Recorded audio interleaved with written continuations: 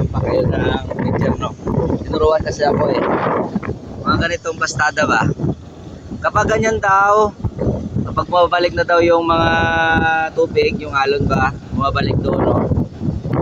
Okay na daw yan, sulit na yan. Sulit na yung mga buhangin dyan. Papatayin na namin yan kasi dito naman kami ulit maglalagay ng buhangin. Dito okay na to. Yan lang po, konting tip lang po. Kapag gumaganyan yung alon sa dredger, bumabalik, no? Di ba kita nyo bumabalik? Okay na yan. Sulit na yan. Yan po ang tamang pagkuha ng buhangin sa dagat po.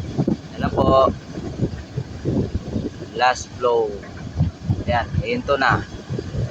Maghihinto na yan. At saka dito na sa unahan. Dito na magbubuga. Ano po, thank you.